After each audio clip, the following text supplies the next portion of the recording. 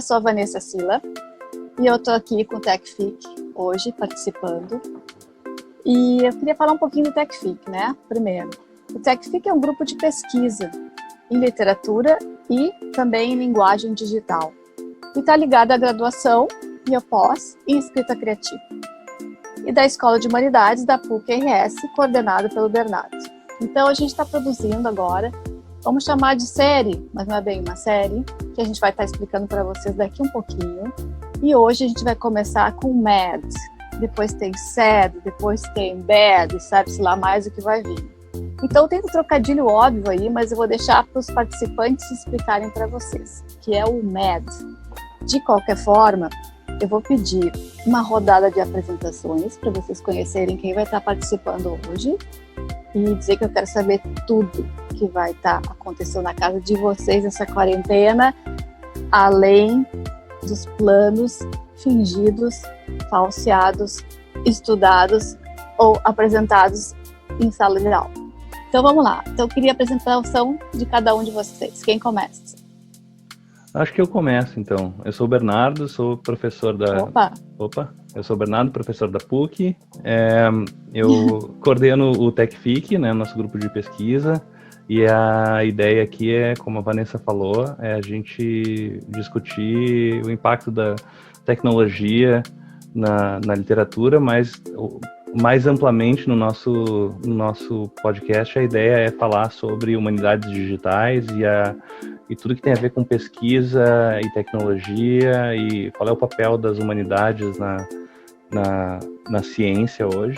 E a gente não tinha como não falar sobre o mundo à distância nesse momento agora. Então a gente vai refletir um pouco sobre isso. É isso aí. Oi, meu nome é Lucas. Eu sou graduando da UX, que estou fazendo um trabalho de conclusão de curso sobre as redes sociais, sobre a era digital e a relação que ela tem com a filosofia. E tô aqui, pelo primeira vez. Bom. Oi, Lucas! Bem-vindo! Quem mais, gente? Vamos lá, Bibi, Andressa. Oi! Oi! Eu sou a Bi, ou a Irka. Quando eu sou a Bibi, eu sou dentista. Quando eu sou a Irka, dentista e acadêmica. Quando eu sou a Irka, eu sou escritora. E eu só quero dizer que eu tô aqui com o meu chapéu de paquita. Combinando. Ninguém falou, né, que as nossas reuniões são com chapéus engraçados, mas eu Sim. vou falar. É uma obrigatoriedade do grupo que toda vez que a gente se encontra, a gente usa chapéus engraçados. Nosso logo pode ser um chapéu. Pode. Sim. Acho válido. Verdade. E eu tô no TechFIC desde que o TechFIC começou, muito orgulho, porque eu acho que participei de quase todos os projetos do TechFIC. E agora esse projeto do podcast é uma coisa que está me motivando muito, assim, estou muito, muito afim de participar desse podcast. Quem vai? Andressa. Oi. Então, meu nome é Andressa, eu sou graduada em Psicologia e doutoranda em Escrita Criativa. Também estou no TechFIC desde que iniciou e tenho muito orgulho disso. Também participei de vários projetos junto com a Bibi, junto com o Bernardo. A Lamara também está desde o início, né? Acho que nós três somos os old school do grupo. Old school. Bom. E estou animada para a gente conversar hoje sobre esse mundo à distância, ou MAD, como a gente decidiu chamar o nosso pequeno trocadilho. Badum. E vou passar a palavra para outra pessoa e depois a gente volta para falar um pouquinho mais desse lado pessoal que a Vanessa comentou, de saber das nossas intimidades durante a quarentena e como está o mundo para cada um de nós nesse momento, né? E como isso se relaciona com a ciência. Respeitando certos limites, né? Sim, Vamos ver. Quem faltou mais, gente, por favor? Meu nome é Arthur, eu sou doutorando em Escrita Criativa, sou graduado sou meio híbrido, né? Sou graduado em Design, mestrado em Comunicação e estou contribuindo aqui com o TechFIC neste momento de pandemia do outro lado do país. Estou em Natal, no Rio Grande do Norte, e aí o TecFIC, sendo do Rio Grande do Sul, estamos fazendo essa ponte construtiva, integrativa. Eu só diria que a única coisa que me deixa agora mesmo extremamente mad é estar ao lado de uma avenida que passa um monte de ambulância, um monte de moto extremamente alta. Tomara que consiga contribuir da melhor forma sem esse barulhão todo aqui. Acho que agora isso já é uma realidade desse mundo à distância, né? A gente já tem uma tolerância maior, não tem como isolar a nossa existência do mundo à nossa volta, né? A gente tá numa reunião de trabalho, daqui a pouco entra uma criança, daqui a pouco o cachorro late, tem uma obra, e não tem como fugir, senão a gente não consegue produzir nada, né? A nossa tolerância aumentou já. Sim, eu tava ouvindo um podcast hoje e o cara tava falando bem compenetrado, daqui a pouco ele, helicóptero, pra que passar aqui agora? Um helicóptero ao fundo, assim. Eu penso exatamente isso direto, mas não externalizo, né? Então, acho que falta alguém, não? Eu sou a Amanda, eu sou aluna de graduação ali da escrita criativa na PUC. E já estou fazendo o projeto de pesquisa, que é quase um pré-TCC. E aí resolvi participar do grupo para aprofundar um pouco mais conhecimentos em tecnologia, explorar outras áreas e tudo mais. Então, é isso. Prazer. Que bom, bem-vinda. Agora passou. And the next? Sou a Mara, eu sou graduada em jornalismo, tenho pós em cinema e sou graduada em escrita criativa e mestranda em escrita criativa. Sou da primeira turma de escrita criativa da graduação e eu fui bolsista do Bernardo quando ele criou o TecFIC, então esse nome lindo, maravilhoso foi a gente que criou. Eu fiquei um pouco fora do TecFIC entre a graduação e o mestrado, mas agora que eu voltei para o mestrado, voltei para o TecFIC para ficar. E também estou com chapéu de Paquita. Olha só, Bibi. Uau. Estamos combinando hoje. Arrasou! 2 gerações de Paquita. Achei ótimo. O retorno. E né, falando de quarentena, sempre mudando o cabelo, porque a gente tem duas coisas para fazer. A gente tem 2 coisas para fazer na quarentena. Ou que nem os meus vizinhos que fazem obra, imagino que os vizinhos de vocês também. Ou a gente troca o cabelo que é um pouquinho mais barato, né? Então... Muito bom. Faz obra em si mesmo. Então, gente, eu acho que todo mundo já deu a sua palhinha de quem é quem. A gente consegue ver que tem um timaço aqui de todas as áreas. Eu estou terminando meu doutorado também em escrita criativa. Então, vou começar a falar um pouquinho sobre o que tem sido essa quarentena para mim. Claro que no primeiro momento eu achei que ia ficar bem pouquinho, tipo 1 mês, e fiz altos planos para fazer 2 empresas que eu não conseguia fazer. Vou ler tudo, isso é clichê, já todo mundo falou e ninguém conseguiu fazer nada porque o tempo está correndo, a gente está super lotado de tarefas. De fato, eu consegui fazer um projeto novo. Eu contratei 2 meninas de mídia digital, então fizeram toda uma criação em cima da minha identidade. E é um espaço, é um perfil no Instagram que se chama Transitoar, que é uma empresa nova que eu estou realmente investindo bastante na questão da escrita criativa. E, claro, dou aqueles desvios, né? Todo dia eu vou fazendo 1000 coisas para não ter que escrever a tal da tese, mas a gente tem que terminar. Então, eu estou terminando agora a tese, eu estou bem contente, a minha banca vai ser em janeiro. E o TecFIC eu já tinha participado antes também, e acompanho o Bernardo há bastante tempo já, e adoro. Acho que, assim, da escrita criativa foi uma das experiências mais legais que eu tive. Não só dando aula junto com ele, como também criando no TecFIC vários projetos muito legal. E uma das perguntas que eu queria passar para vocês, por isso que eu falei um pouquinho de mim, é como é que está sendo essa vida de vocês, então, nesse longo período, né? Eu no começo falei que eu achei que ia ficar bem pouco tempo confinada, né? Mas no fim a gente teve um semestre inteiro amputado, né? Ou seja, nós estamos estendendo. A Europa está com uma volta de, provavelmente, coronavírus um pouco diferente, mas as coisas não estão indo muito bem lá, apesar de Paris já estar aberto, mas está voltando o contágio, Portugal está mais ou menos, enfim. Então, eu queria saber isso de vocês, como é que está sendo esse longo período para vocês nessa quarentena e como é que está o digital na vida de vocês também. Então agora eu vou deixar livre os participantes, quem quiser, é só falar, tá bom? Para mim, especificamente, esse período da quarentena, não sei se eu vou entrar em polêmica agora, porque 100% das pessoas ao meu redor falam coisas do tipo, tá muito difícil, eu não consigo produzir, ou então estou à beira de um ataque de nervos. Para mim, está sendo o Éden na Terra. Eu também. Dentro de casa, porque fora de casa é o inferno na Terra, que a gente sabe. Mas da porta para dentro está sendo o Éden. Por quê? Porque eu sempre fui uma pessoa extremamente, vamos dizer assim, interessada nos processos de foco. O que faz com que a gente consiga se focar, como é que, por exemplo, questões mesmo neuronais, como é que o nosso cérebro funciona de certas maneiras, para a gente melhorar a concentração, para a gente poder fazer os nossos afazeres diários. Então eu sou muito metódico nesse aspecto. Então eu consigo reduzir bem assim, os fenômenos ao meu redor a uma utilidade prática muito clara e outras coisas que não caem nesse vínculo de utilidade que, enfim, eu consegui fazer muitas coisas. E recentemente, acho que o Bernardo estava acompanhando, a Andressa também, acho que vários colegas, eu iniciei muitas coisas na minha vida. Então, por exemplo, sou escritor também e lancei uma campanha online, testei para ver se em tempos de pandemia daria certo o financiamento coletivo e, para minha alegria, deu muito certo. Ao mesmo tempo, nessa produção, aprendi a diagramar sozinho, fazer a minha própria capa. Foi uma produção independente, né? E ainda teve direito até a book trailer. Então, assim, aprendi a fazer um book trailer. Foi incrível. Nunca produzi tanto, nunca li tanto.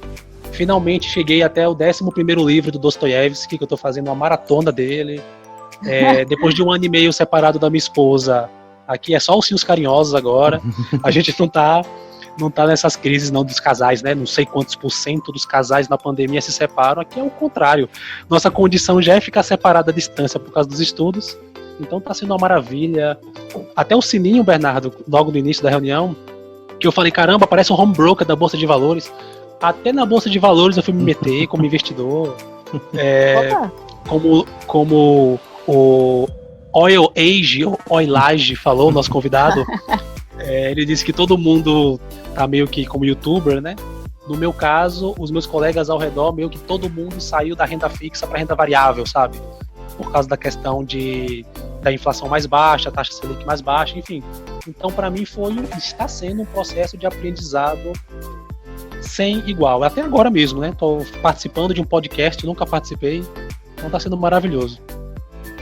Que bom. Que bom depoimento, né? Eu também sou mais para otimismo aqui, mas eu queria ouvir mais alguma contribuição de vocês aí, pessoal. Quem gostaria de falar um pouquinho? Eu vou falar. Quem vai falar?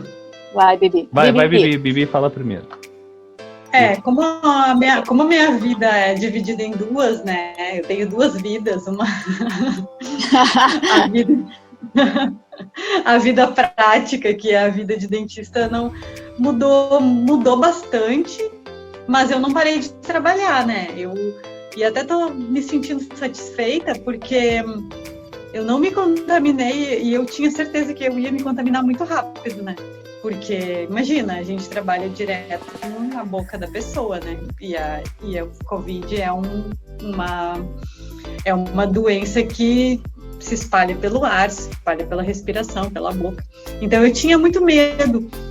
Mas eu não sei, gente, se eu tenho muita sorte ou se eu fiz tudo certinho como tinha que fazer, mas até agora eu não me contaminei.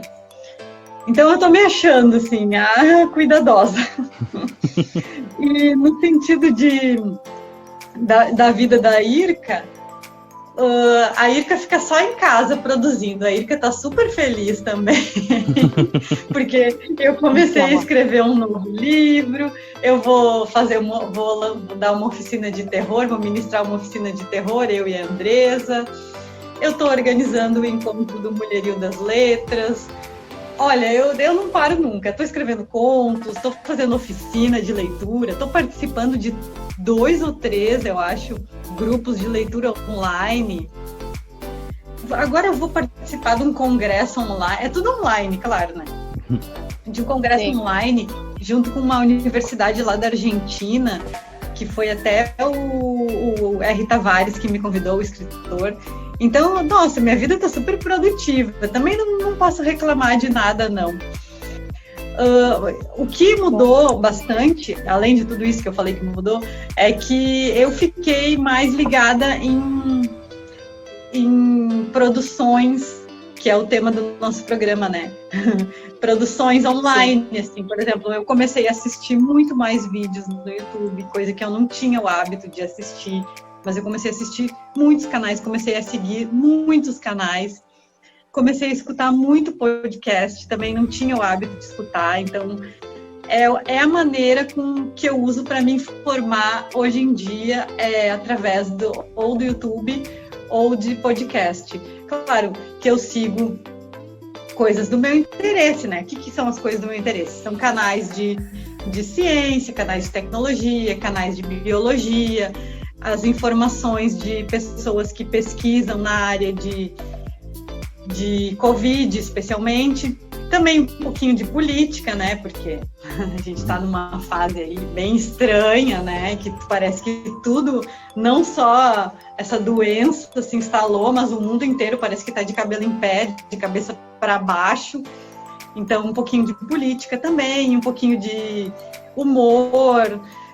Basicamente, eu estou acessando muito, assim, os canais de comunicação via internet. Então, eu vou dando uns tantinhos, né, para não falar muito das chances para vocês.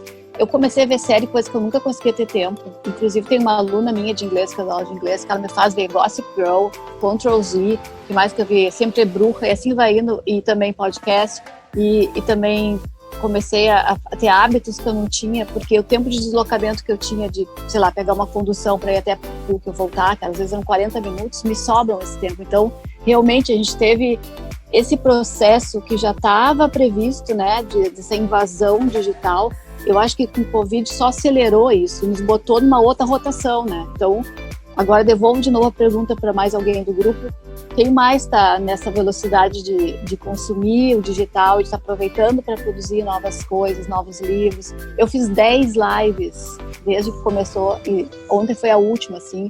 Mas é tão legal porque a gente vai criando hábitos diferentes e vai, né, pegando essa literatura toda e fazendo uma troca maravilhosa.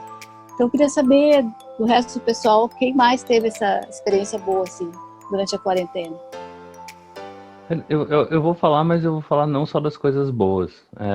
Eu como professor também, e como pai, o começo da pandemia foi muito difícil para mim.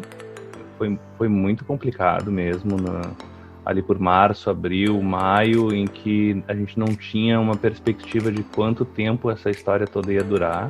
Agora a gente tem vacina no horizonte, uma esperança de que a curva vai começar a baixar. Apesar de que aqui no Rio Grande do Sul, em Porto Alegre, a gente ainda está numa situação complicada, mas a gente vê no resto do Brasil a situação começando a não piorar mais. Mas lá eu lembro de março, abril, maio, de olhar para o horizonte assim, não enxergar até quando que a coisa ia terminar.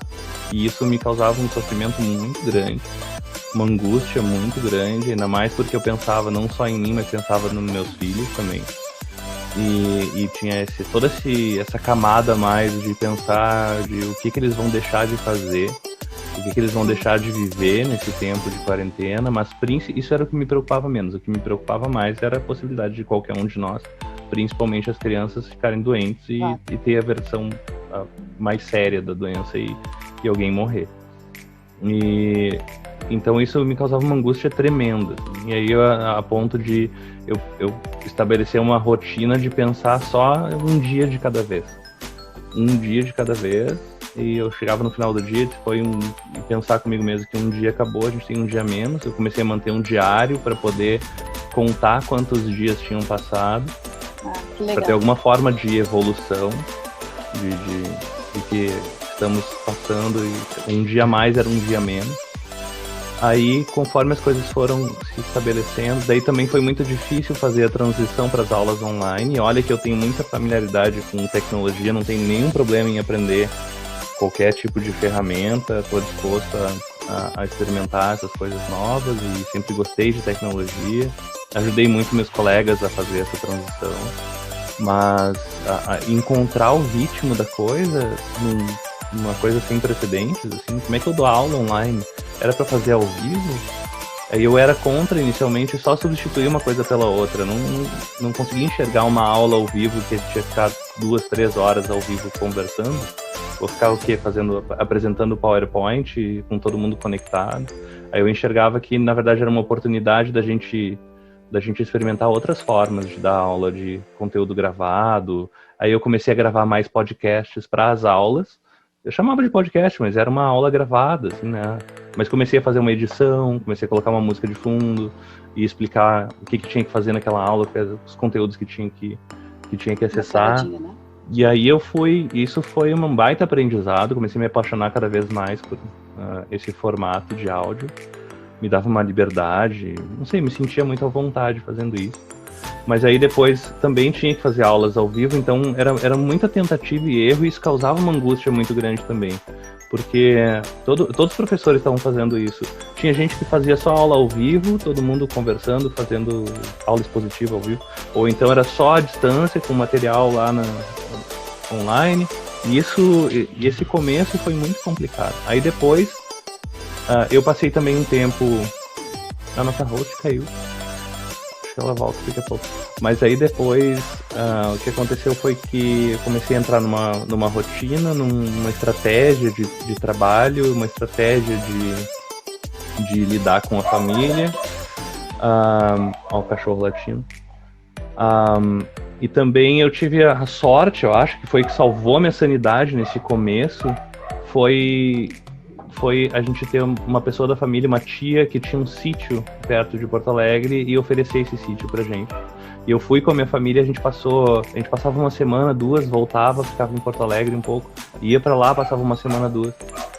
E isso foi, eu acho que salvou a minha sanidade, assim, passar um tempo completamente afastado da cidade, para não precisar nem pensar em estratégias de cuidado e contato com o outro. A gente só ficava no meio da natureza.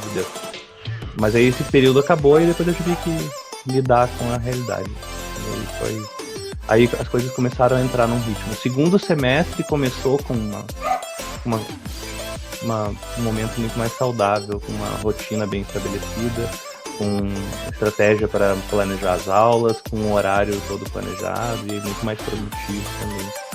Tem outras coisas também, mas eu não vou ficar só eu falando. Então, deu uma caidinha para minha conexão aqui, mas eu espero que não tenha perdido nada. Então, alguém mais gostaria de falar sobre isso ou posso passar para a próxima questão? Eu não sei qual é a próxima questão, mas deixa eu ver.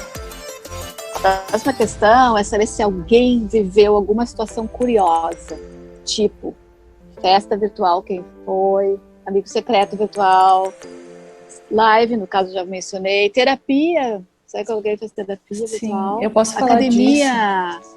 banca de defesa, jogos, vamos lá. Eu acho que eu só quero falar de uma coisa que ainda não foi dita com relação a essa mudança para o digital e tal, que é o quanto para mim é cansativo. Eu entrei no doutorado esse ano e no primeiro ano do doutorado é o ano em que a gente pega a maior parte das disciplinas e tudo mais, e tu tem uma expectativa de fazer essas disciplinas presencialmente, e eu acho que é muito mais desgastante fazer elas online. Eu não sei, essa é a minha percepção, assim, mas ficar 3 horas, as aulas serem exatamente o tempo, o mesmo tempo que seriam presenciais, às vezes até mais, porque acaba se passando, porque a conversa vai. Parece que a sensação que eu tenho é que alguns limites que a gente tem no presencial se dissolveram no digital. Então, essa questão do tempo de duração de uma aula, no primeiro semestre, as minhas aulas nenhuma tinha intervalo. Eu estava fazendo 3 disciplinas, monitorando uma da pós, e eu também monitoro disciplinas da graduação, então eu passava fazendo 4 disciplinas e monitorando 4 disciplinas à noite. Puxado. Foi bem puxado o primeiro semestre. Esse semestre tá igual, mas agora os professores estão dando intervalo. É uma coisa tão bobinha, são 15 minutos, mas 15 minutos fazem toda a diferença, assim. Então, para mim foi muito desgastante essa transição e esse primeiro semestre por por essa dissolução do limite de tempo, assim. De parecer que porque é digital e porque tá todo mundo em casa, todo mundo pode ficar sentado na frente do computador por 3 horas ininterruptas. E isso é muito cansativo. Tinha momentos em que eu largava tudo, dia da semana que eu começava, tinha aula de manhã, tinha aula de tarde, monitoria de noite, direto, sem intervalo, e aí quando eu terminava tudo às 9 da noite, eu ia pro meu quarto e eu precisava ficar no escuro, porque senão meus olhos não aguentavam mais, sabe? O meu cérebro não aguentava mais. Então acho que tem esse lado também de que essa conexão, ela dilui as barreiras de tempo e ela também afeta a nossa atenção. Eu percebo que eu perco muito mais o foco nas aulas online e em qualquer coisa online do que presencialmente, assim. Eu acho que por estar online, por estar em casa, tu pode desligar a câmera e pegar o celular. Tu pode, quando tu tá na aula, abrir um Facebook, não o Facebook necessariamente, mas ir fazendo outras coisas, sabe? Às vezes eu tô na aula, tô ouvindo a aula e tô fazendo outras coisas de trabalho. E a gente acaba se tornando multitarefa e isso eu não sei até que ponto é positivo também. Eu li uma matéria, uma notícia que saiu num jornal falando sobre a síndrome de exaustão do Zoom. Algo nesse sentido, assim, de que a gente tem, quando a gente está presencial, a gente se concentra em uma pessoa, em uma coisa de cada vez. Mas se a gente está numa aula online, numa reunião, no trabalho online, a gente está olhando para 30 pessoas, 20 pessoas ao mesmo tempo e tentando prestar atenção em tudo ao mesmo tempo, fora as outras coisas que estão acontecendo e coisas abertas e o celular e sei lá mais o que.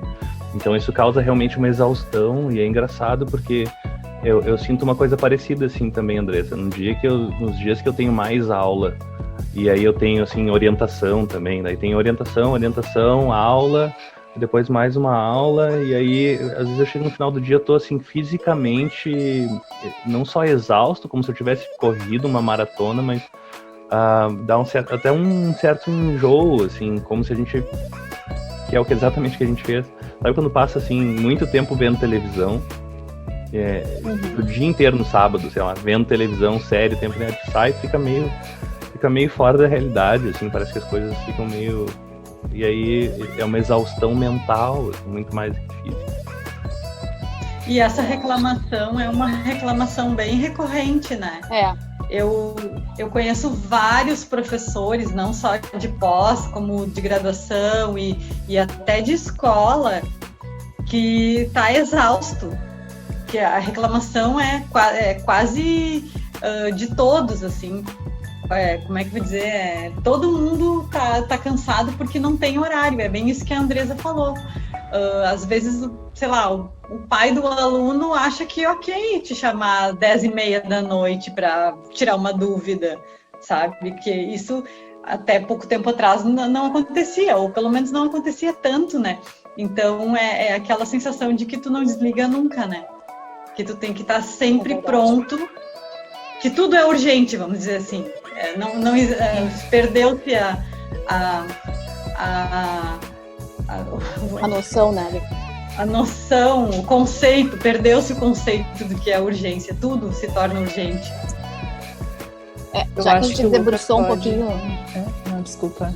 Não, eu só ia finalizar. Eu já ia passar pro Lucas mesmo. Mas eu ia dizer que, já que a gente entrou um pouquinho nessa conversa, a minha experiência como professora, que eu dou aula mais particular, e alunos mais velhos, gente, para dar para os mais velhos é muito complicado, porque eu tenho que abrir mão da tecnologia, porque eles não conseguem lidar, e eu tenho que falar muito alto para que eles escutem, porque não escutam muito bem. Então também tem todo esse lado aí, e uma reclamação muito grande dos colégios, professores de colégio, que a gurizada não usa vídeo.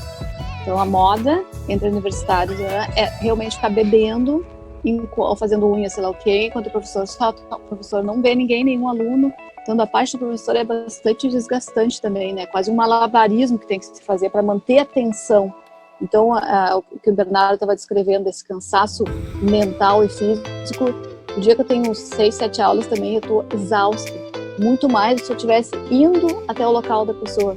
Então, eu acho que é um fenômeno recorrente mesmo, né? Mas eu gostaria agora de dividir o Lucas, se tem sugerido.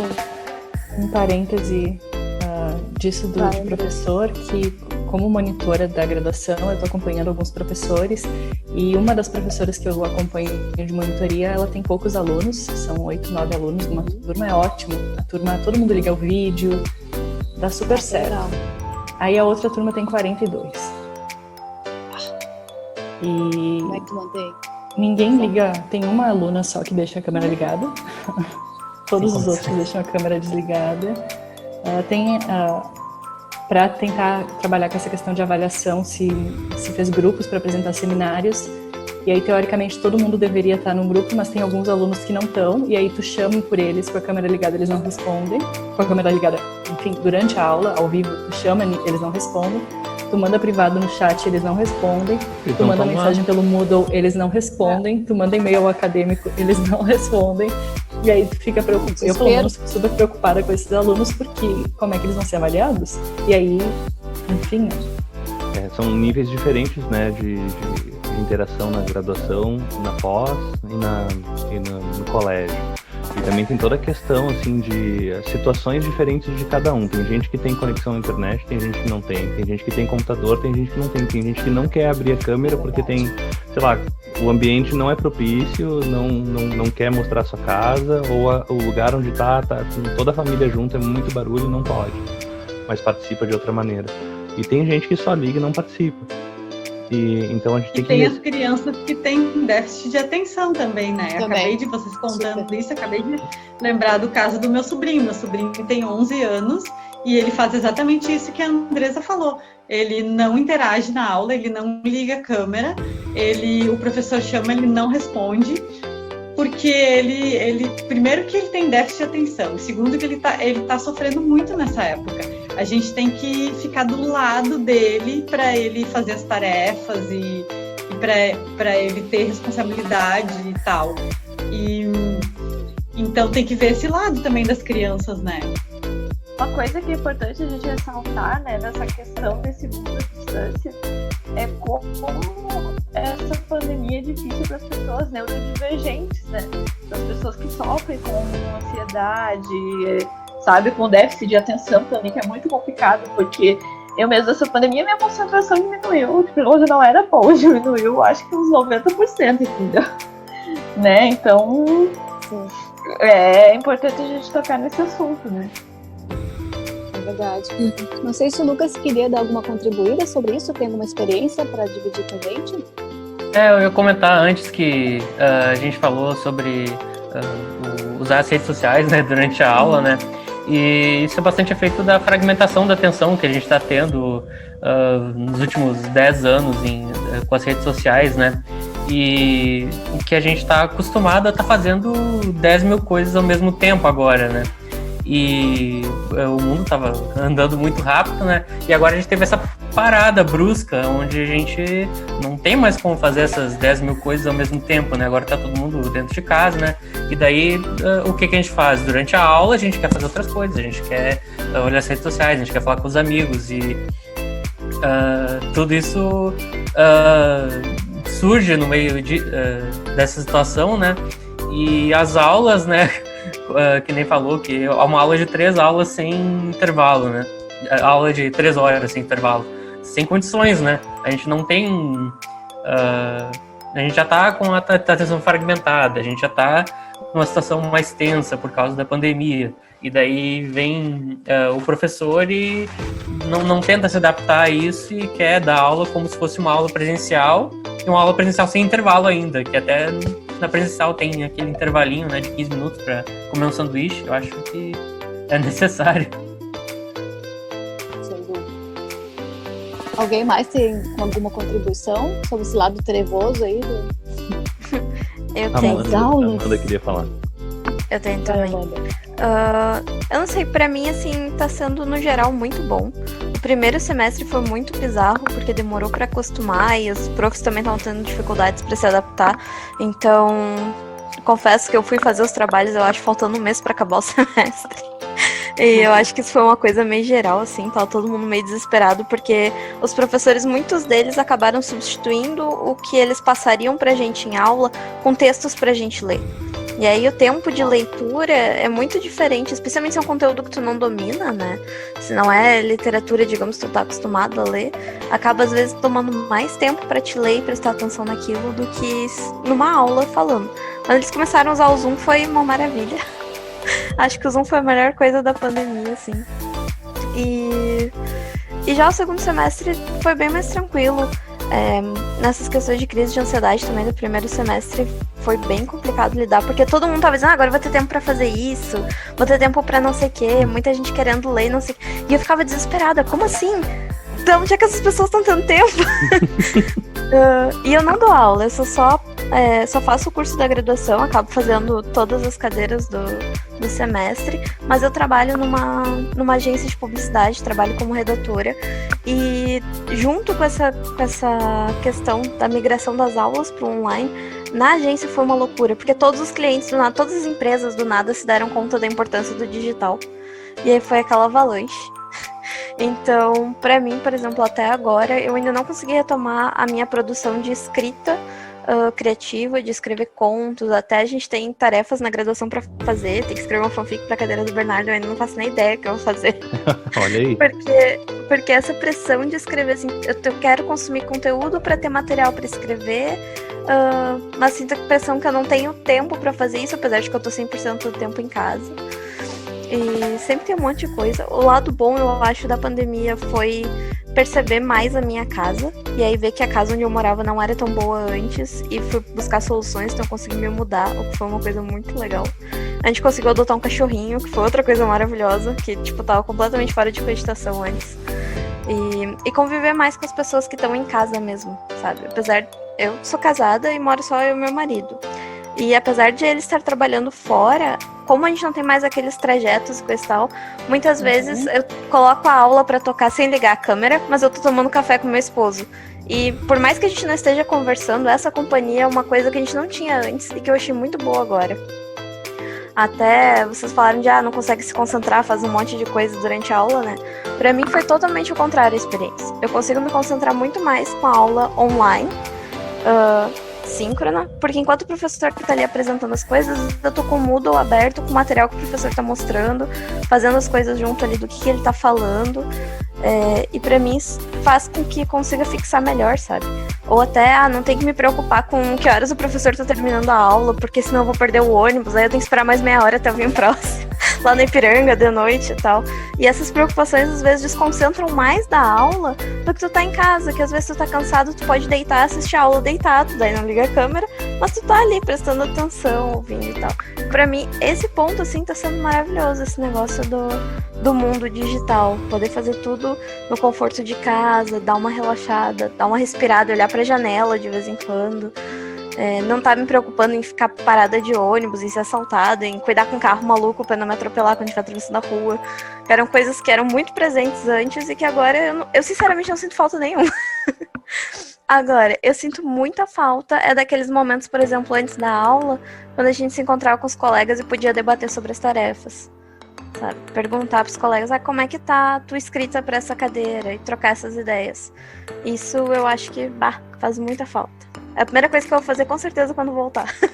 É engraçado que a gente, a parte dependendo do trabalho, claro, mas a parte do trabalho e do estudo funciona muito bem à distância, né? Mas a gente sente falta da troca e do contato com as outras pessoas para realmente trocar informações que a gente não se dava conta, talvez, do quanto a gente aprendia nesse contato. Pra mim, eu concordo com o Arthur, assim, eu sou um cara introspectivo, eu não sofro por estar em casa, eu gosto muito de estar em casa, mas eu tenho consciência ao mesmo tempo de que eu perco algumas coisas por não estar saindo de casa. Sabe, por mais que eu goste de fazer, eu tenho tudo que eu preciso aqui para dar aula, para gravar as minhas aulas, para escrever e para fazer, mas o quanto que eu tô perdendo por não estar conversando com os meus colegas, com os meus alunos e trocando informações e coisas assim, né? Fora o possível perigo de, sei lá, ter uma trombose, de ficar sentado o dia inteiro, alguma coisa assim, aneurisma, sei lá, né? Mas a gente tá falando muito de aula, né? A gente podia falar de de outras coisas também do mundo à distância, né? A Vanessa deu umas ideias aí. Então, quem se habilita a me contar alguma situação curiosa? Vocês fizeram festa virtual? Eu não fui nem também com a minha idade como vai. Mas eu queria saber como é que era. Eu não fazia nem festa presencial, eu vou fazer virtual. Eu fiz festa virtual, tenho feito festa virtual. Como é que é ela, Mara? Eu sou do meio LGBT, de drags, então é um público que sofreu bastante com a quarentena, porque muitas amigas minhas drags vivem de performance, então elas vivem de performar em bares, performar em festas. Muitos amigos não são donos de festas, são DJs, então eu trabalho na noite, eu vivo muito na noite. Então, muita gente que eu conheço, eu tô rindo. O Bernardo colocou. O filtro do Bernardo tá ótimo. Para vocês que não estão assistindo, estão só ouvindo neste podcast, o Bernardo está testando filtros do Zoom, que é a coisa favorita dele de fazer. Bom, mas enfim, voltando às baladas. Foi uma coisa bem complicada no início. Eu sei que ainda tem gente fazendo festa. Bolsominion, se vocês estão ouvindo, parem de ouvir. Esse não é um podcast. Eu posso falar isso? Eu posso negar público? Tá. Pode, talvez eles tenham que ouvir. Essa é a questão. Eu sei que tem gente ainda indo em festa que tá... Enfim. Mas a maioria das pessoas com quem eu tenho convivência são pessoas que estão levando a quarentena a sério. Para mim é bem difícil a quarentena, eu moro sozinha, eu tenho, enfim, problemas de ansiedade, border. É bem complicado, então essa coisa do se juntar a outras pessoas, a gente faz bastante call, a gente faz tipo como se fosse festinha em casa, uma call, 6 pessoas e fica bebendo, e aí só deixa ligado e conversando, ou a gente assiste alguma coisa, não sei se vocês conhecem o Netflix Party, que é um aplicativo que te permite assistir o Netflix em grupo, que eu descobri nessa quarentena. Imagino que deve ser mais antigo, mas... E aí, festas estão voltando. As casas noturnas estão fazendo eventos online. E os ingressos são simbólicos. Geralmente é uns R$5 um ingresso para uma festa. E aí, algumas pessoas se encarregam de ser o DJ, né? É como uma festa normal. Tem um line de DJs, tem um line de performances. As performances têm mudado porque elas têm ficado mais virtuais e digitais.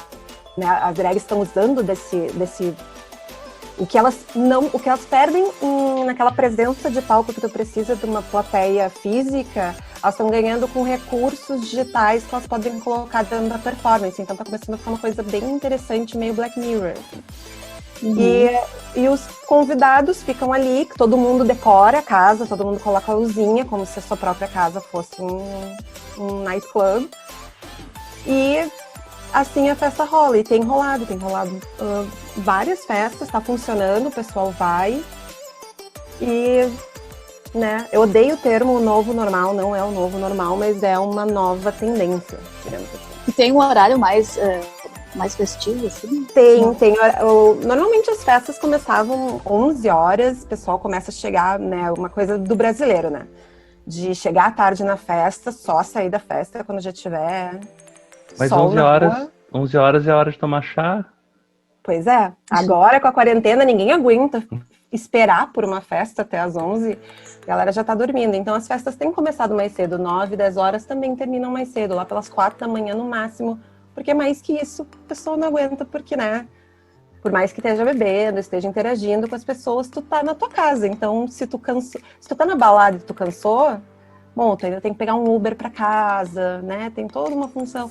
Em casa não, tu cansou da festa, desliga o computador, tá tudo certo.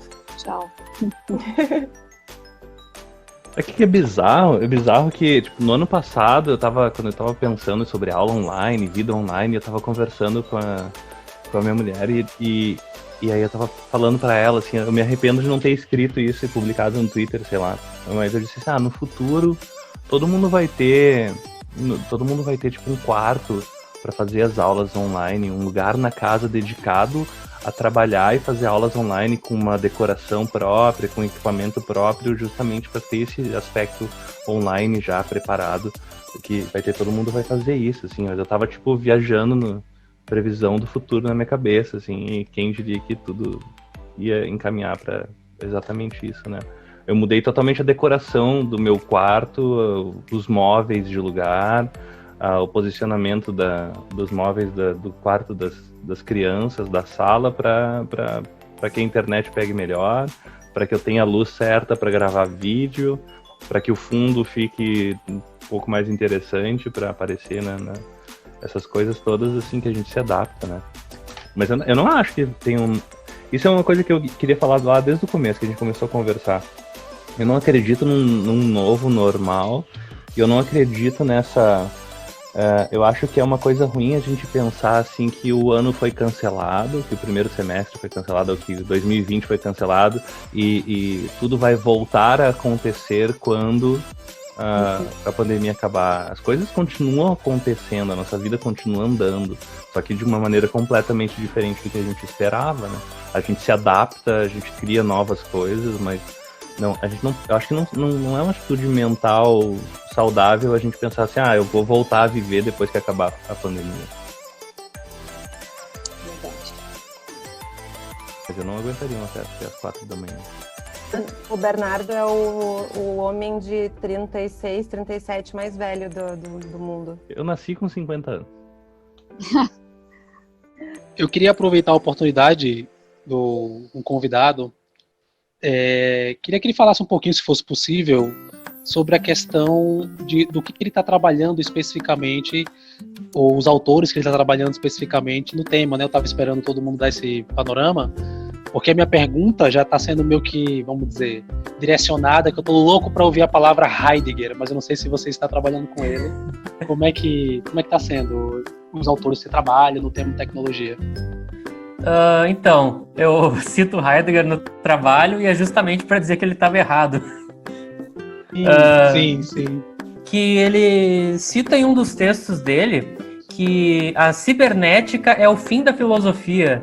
E daí eu lendo aquelas palavras disse, pô, mas é o que eu quero estudar na filosofia, é a era digital, o que dá então, né? E daí eu faço. Você lembra o texto específico que ele cita? Não sei se é algum prefácio que ele fez a alguma das obras dele. É um prefácio, mas não sei. Deve ser do Ser e Tempo, mas eu não consigo ter certeza agora. E daí eu faço todo esse trabalho, que é estudar como as redes sociais impactam a ética, como que as grandes empresas de tecnologia, elas criam situações para a gente se viciar e quem que é o culpado disso, como que a gente interage com esses novos algoritmos. Então tem N situações que dá para estudar na filosofia, né? E daí, na minha conclusão, é tipo, não, Heidegger, não, para. Tu tá errado. Em 1973, ou sei lá quando que ele escreveu aquele prefácio. Sim. Mas que ele já previa, né, toda a situação em que a cibernética ia controlar, tipo, muito da nossa vida e que isso ia ser o fim da filosofia, né? Eu fico pensando se a questão da reflexão sobre a técnica, se isso viria especificamente nessas questões de softwares que a gente usa mesmo para fazer a mediação da realidade. E se, enfim, eu fiquei pensando nisso. Eu não sou da filosofia, tá? Sou da escrita criativa, então para mim o mais importante é sempre especular como a gente pode trazer da ficção, enfim. E aí eu não sei se existe alguma relação nesse sentido de relevância hoje para 2020. Então, a maioria dos autores clássicos da filosofia, tipo, não tem como ele encaixar eles muito bem nessa era digital, porque é tudo muito diferente as coisas como funcionam, né? E daí você vai ter filósofos mais recentes, como Byung-Chul Han, que eu gosto pouco, né? Dá pra ver. E ele, como é um cara mais recente, ele já começa a dialogar com as novas tecnologias, né? Como que a gente se comporta, né? E daí ele vai dizer que as tecnologias criam uma sociedade da transparência, né? Onde hoje em dia a gente se expõe o tempo todo, a gente não tem mais os sentimentos que a gente sente não são mais internos, são externos, eu preciso exteriorizar. Então, tem todos esses diálogos que ele faz com as tecnologias, né? E também tem esse cara que não é bem um filósofo, mas ele escreveu um livro muito bom, que é o Jaron Lanier, que é os 10 argumentos para você deletar agora suas redes sociais. E até o agora tá em vermelho, né? E daí ele cria bem sucintamente 10 argumentos onde ele vai explicando como que as redes sociais impactam negativamente as nossas vidas, né? E como... bom, no livro ele vai dizer que tu não precisa deletar as redes sociais, mas tu tem que pensar como que elas interagem com a gente, né? Então... estavam comentando aqui no chat sobre o dilema social. Eu assisti, eu comprei esse livro. Por causa de todo mundo assistindo, né? O dilema. E daí eu comprei esse livro, deixei ele aqui do lado, pensei, vou ler depois desse documentário. Daí eu comecei a ver o documentário, citou o livro que eu tinha acabado de comprar. Tenho que ver, não vi ainda. Veja, é muito bom. Tem umas partes que é encenação, que é um pouco bizarro, mas no geral um documentário ótimo e bem... Eu achei também essa encenação meio... Eu não vi inteira ainda, acho que eu vi metade só. Mas as encenações eu achei meio forçadas. Foi forçado, né? Mas a intenção foi boa e o resto do documentário em si é muito interessante. As entrevistas que eles dão é ótimo para o meu TCC, vou usar alguma coisa. Então a era cibernética não é o fim da filosofia. Não é o fim da filosofia. Exato. Abre 1000 outros caminhos que antes não tinha, né? Então, Heidegger, melhor estudar um pouco mais. Vou te tirar, sair da Copa para estudar um pouco mais do mundo, mas não, acho que tem outros filósofos que podem estudar os novos dilemas da filosofia. Sem querer monopolizar o tempo, posso fazer só mais uma pergunta? O tempo está curto, consigo fazer? Passa. E o cidadão, que é o Pierre Levy, vocês trabalham com ele? Um dos meus colegas tinha sugerido que eu lesse o trabalho desse cara, mas eu não sei nada que ele escreveu, eu só falei do que eu estava estudando, ele sugeriu esse autor. O Pierre Levy, se eu não me engano, ele é muito difícil falar o criador, né? Mas talvez seja um grande difusor do termo cibercultura. E aí ele trabalha com uma questão mesmo literal de redes sociais e digital, enfim. Talvez seja o contrário do Heidegger nesse sentido, né? Que já era outro tempo e ele agora é contemporâneo e está trabalhando com os dilemas hoje. Eu fiquei imaginando se você trabalha ou não. Eu vou ter que ler então. Arrumar um tempo aqui no Vale TCC. a pena tu ler. Vale a pena. Beleza, boa. Pessoal, eu vou ter que dar uma encaminhadinha pro nosso final. Passa tão rápido, né? A gente já está se encaminhando para os momentos finais. E eu estava pensando aqui, né, quando acabasse a quarentena pra gente aqui no Brasil, coisa e tal, e me veio uma coisa que eu assisti que em Barcelona, quando terminou agora, eles deram como que it's over, né, não tem mais quarentena e coisa e tal. E aí pegaram o melhor teatro de Barcelona e colocaram 2.300 árvores, plantas dentro. E teve uma orquestra clássica e tocou música clássica para as plantas. Então aí teve todo um comentário de como as plantas se sentiam amadas, sei lá, acariciadas com toda essa orquestra e tal. Foi uma coisa simbólica para dizer que a quarentena tinha acabado em Barcelona. Então, como a gente está indo para o nosso final também aqui, eu queria saber de vocês o que vocês mais sentem falta, assim, ou que quando abrir a nossa quarentena, que a primeira coisa que vocês vão ou pensam fazer ou vão fazer quando a gente estiver, entre aspas, livre? A primeira coisa que eu vou fazer vai ser ver meus amigos, que as redes sociais estão aí para juntar a gente com nossa família, nossos amigos, pessoas que são importantes para nós, mas não é a mesma coisa. A gente não tem aquele contato, não poder mais abraçar as pessoas é terrível, né? E não poder ir no DA de filosofia para falar com as pessoas e ter aquela conversa antes da aula é o que está mais faltando na minha vida, né?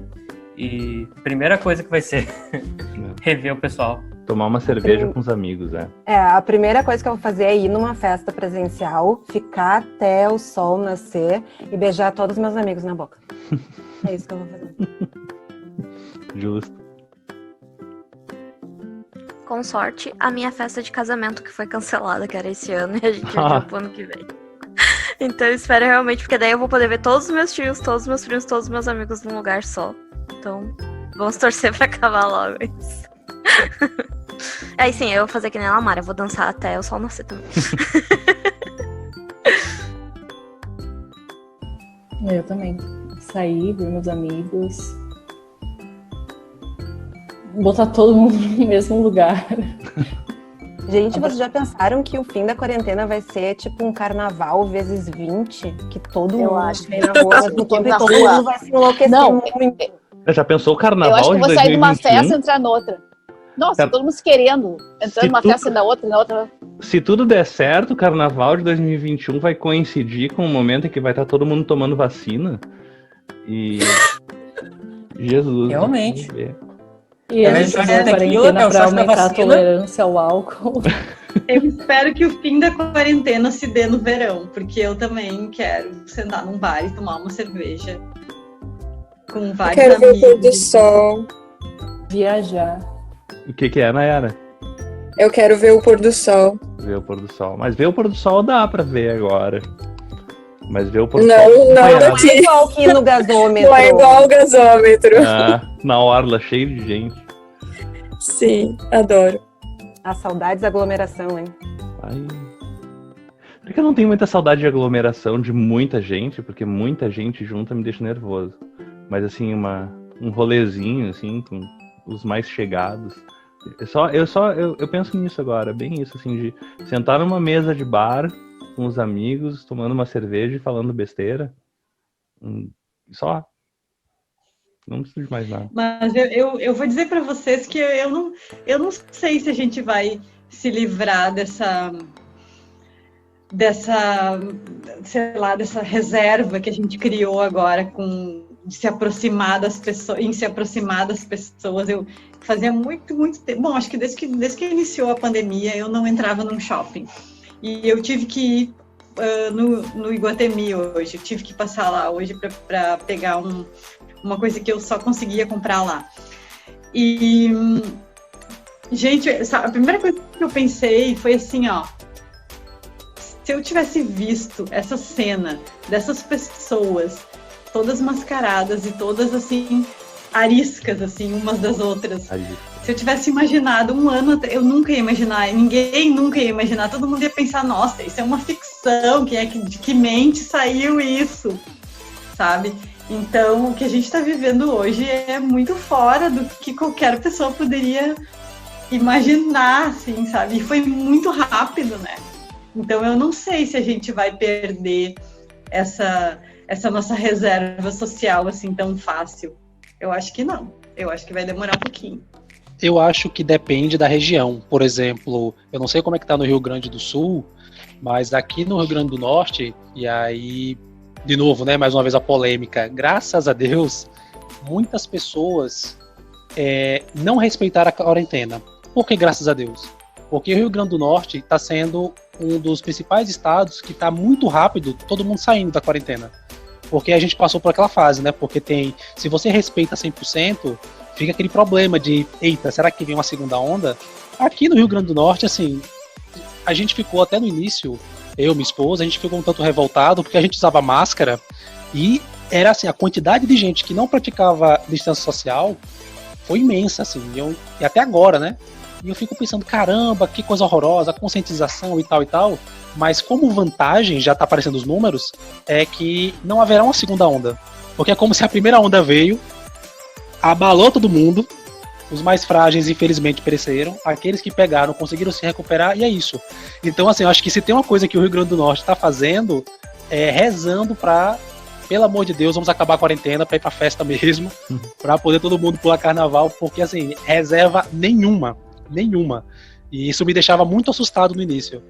As crianças, né, a mesma preocupação do Bernardo, eu não tenho filhos, mas eu ficava imaginando, caramba, essa feira, a gente tem uma feira aqui muito famosa, né, então a gente olha assim a feira do Alecrim, a famosa feira do Alecrim, que as pessoas ficam disputando espaço ombro a ombro, no auge da pandemia, você fala, meu Deus, acabou, né, The Walking Dead, mas não, as pessoas se imunizaram e é isso, sabe. Desculpa, Arthur, vou pegar teu gancho que eu achei muito bom. E vou deixar aqui o convite para todo mundo para a gente falar sobre o SED, Segurança à Distância, a partir disso que tu está falando, para a próxima vez. E agradecer a todos os participantes, toda a contribuição de vocês. E eu acho que é isso. Tem muito assunto para a gente discutir aí. E confiram Valeu, então, galera. o canal do YouTube do Lucas, Oi Laje. Oi Laje, posto alguns vídeo-ensaios, umas resenhas de livros e umas playlists de música eletrônica anos 80 que é boa para estudar. Ótima Então, combinação, cara. Opa! Ótima combinação. Que bom. Então tá, fica nosso desejo por um fim de pandemia com muita festa, cerveja, amigos, beijo na boca e dançando até o amanhecer.